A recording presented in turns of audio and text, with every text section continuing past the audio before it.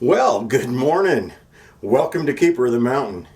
Today, our little bit is going to be a little bit historical. It's definitely going to be fun. Might even be a little bit dangerous. What we're doing today is I have to build a tool. In order to finish my car, I need this particular tool, and it's not just any tool, but it is probably I'd say the second oldest tool ever built for shaping sheet metal of any kind, whether it's gold or silver or tin or sheet metal. It's called the Shrinking Stump. I mean, obviously, I think the hammer was first. Back when they discovered gold, they'd find these shiny nuggets in the creek, and they found that when they hit them with another rock, they'd change form instead of breaking like every other rock. So obviously it was unique and different. And it was pretty. So they began shaping it with a rock. Well, you had to hit it against something. Well, right about that time, when I got to that sentence, my friendly neighborhood woodchuck decided he needed to run his wood chipper at full bore for the rest of the day, pretty much. So now you get me in the future telling you what I was going to say a couple weeks ago, 2-3 weeks ago. So anyway, as I was saying, they had to hit the rock against something. So they made a hammer handle for the rock, and so they had a stone hammer, and then they would take this stone and they would pound it against the gold, and they would put the gold against a piece of wood because they wanted the wood to be damaged instead of the gold. And so they could carve that wood at any shape they wanted, and then they could pound the gold into the shape of the piece of wood. Pretty handy, pretty inventive stuff. Well, that over time has become what is known as the shrinking stump, because what you're actually doing when you pound metal into a dip and then straighten it back out and then pound it in again and straighten it back out, you're actually shrinking it, and you end up making different shapes. In fact, if I really was dedicated and knew what I was doing, I could probably shape the whole back end of the car, all the compound curves in this shrinking stump, but I'm probably not that skilled. I'm going to use it for other metal shaping that I do know how to do. Well, maybe. I guess we'll find out. But this old tool is something that I need. So what I did was I got a piece of wood from a buddy of mine. It was off of a cedar tree that he had cut down in his yard, and it had been laying in his yard for 2 or 3 years. And one end of it had a little bit of rot, so I had to cut it off, and the other side was uneven, so I cut it off and ended up with a piece about 30 inches long, which is just right for my working height. Now, if you're taller or shorter than me, and I'm 5'5", kind of short, then you're going to either need a taller or a shorter stump. So you'll have to figure out your ideal working height and cut your stump that height. Some guys build them short and then put them on a stand that they can adjust. Well, hey, you know what? Those guys are ambitious, and they probably have a pretty nice stump. So I cut this piece of wood, and then I went about shaping it. I used this tool here. I got it at Harbor Freight, and this tool kind of scares me. I highly recommend you do not use it unless you're really, really good at using an angle grinder, and by all means, don't follow my example. Use one with a guard on it. I mean, you'll see when I'm using this thing that there's a couple times a guard would have helped. But fortunately, I still have all my fingers. I didn't lose any blood. Nobody bled. But that's one dangerous tool. I've seen the results of it getting out of control, and it ain't pretty. So don't do it this way. Get a angle grinder that has a guard and use the guard. I can't say that too many times. I got this one used. It didn't come with the guard, and I need to get a guard for it, but I haven't, and I really should. However, I did wear a face shield, and that's kind of important.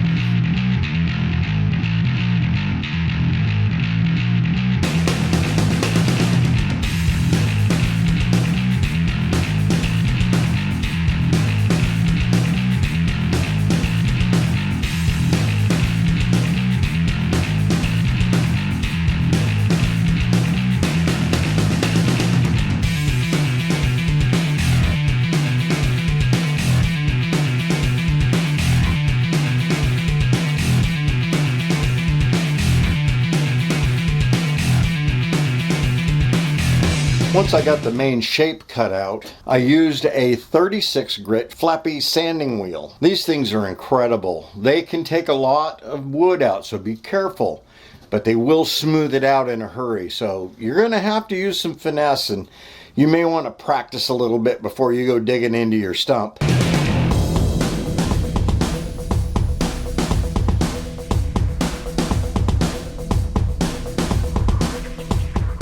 Now let that dry out a little bit more so I can sand that down and clean it up and get some linseed oil on it, and it'll be ready to rock and roll.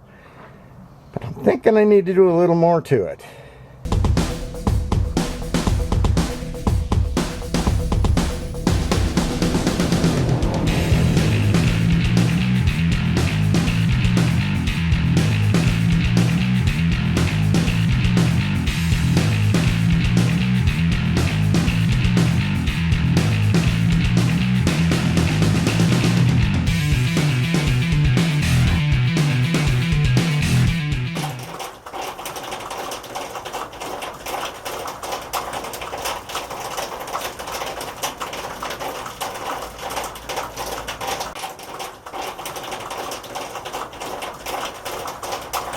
I really wanted kind of a old look to this. I would say medieval, but I think it's earlier than that. Back in the copper era, the Bronze Age. This stump, we need to put something around every one of these stumps to keep them from blowing apart, from pounding on them with a hammer, because they do take quite a bit of abuse. So I wanted a copper band on mine. And in order to do that, I took a piece of 3/4 inch copper and I hammered it out flat.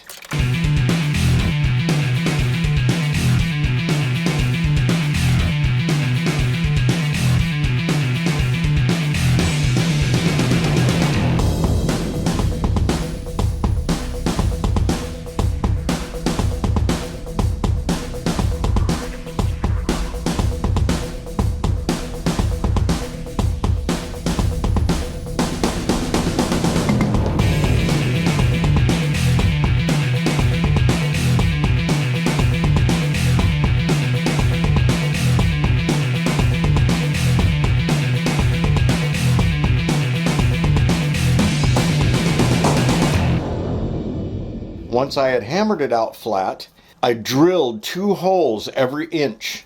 I marked it out and then drilled these holes. It came out to like 120 holes.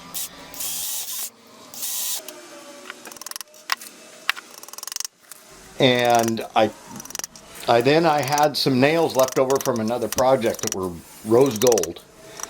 And I went ahead and just nailed this thing every inch. 2 nails every inch, and just nailed it around the stump to make this cool looking patinaed copper band. And that turned out way better than I thought it would, and it looks really nice in my opinion. I don't know, what do you think? Let me know in the comments. Is that a nice touch?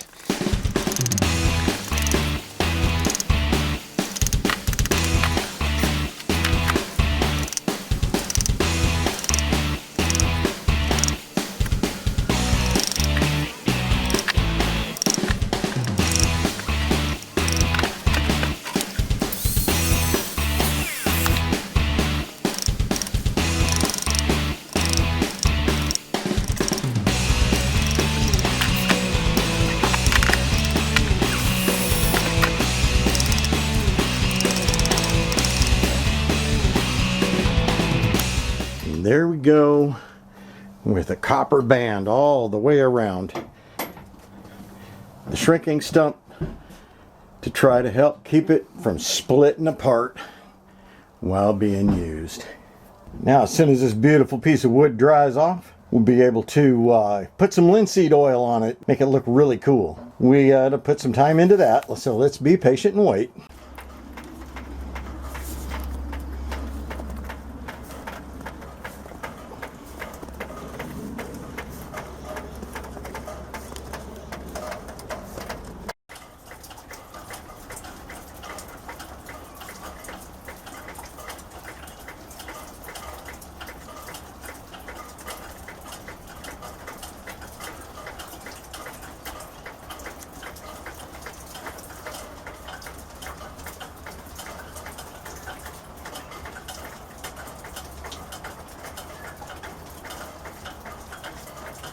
Well, it's been a couple of weeks. We've been letting this thing dry out, and you think, well, what, a couple weeks? That's not enough time for wood to dry out.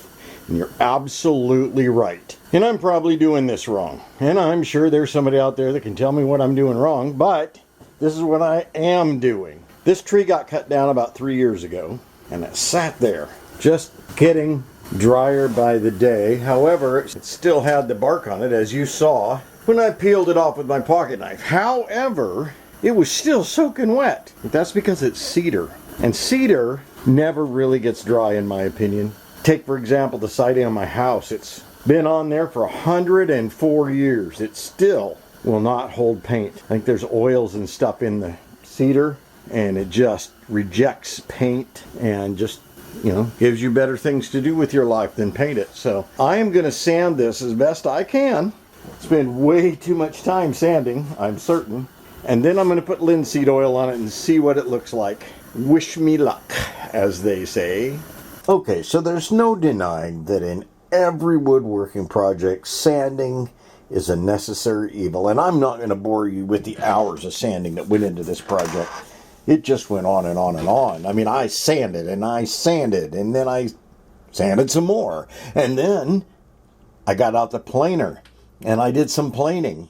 And then I sanded the planing, and I worked at it. And then I got just so sick and tired of sanding. So I always ask myself, when, Zach, do you know sanding has ended? And really, that is subject to interpretation now, isn't it? So this is what I found to work for me. I set a standard before I begin of what I want to see and how I want it to look when I'm done sanding. And then as I get absolutely distraught over the sanding and hate sanding and never want to see sandpaper again in my life, then my standard begins to change. It downgrades a bit. And then it gets to the point where my standard is downgraded to the point where it meets in the middle with my disgust for sanding. And that's when I stop. Like, for example, one of my standards that I began with is I didn't want to see any tool marks. All the tool marks had to be gone. And this side had to be smooth, you know, with the characteristics that it came with. And I wanted to rough up the copper just enough to get some shiny copper and leave some of the patina. Well, I did that on the copper, as you can see. I got that. There's some shiny spots, there's some patina. But as far as tool marks go, man, look at those tool marks. But I did kind of ease the edges. They're not all sharp and jagged. And other than that, I pretty much got all the tool marks out. There's still a few, one here and there, just little imperfections. And I gotta keep in mind the fact that this thing that I'm building, this shrinking stump, is gonna spend its entire life being hit on the head with a hammer. This is the nicest it's ever gonna look. Well, except when I put the linseed oil on it. So let's do that now. I think it's ready. As ready as I'm gonna get it. Let's put some linseed oil on it and see what happens.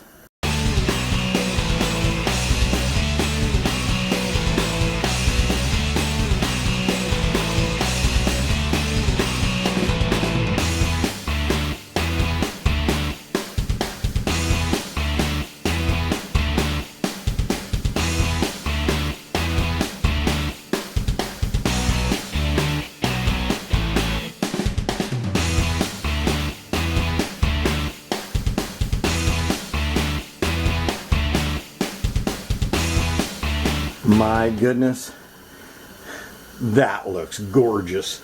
Look at that cedar, how it just pops with that linseed oil on it.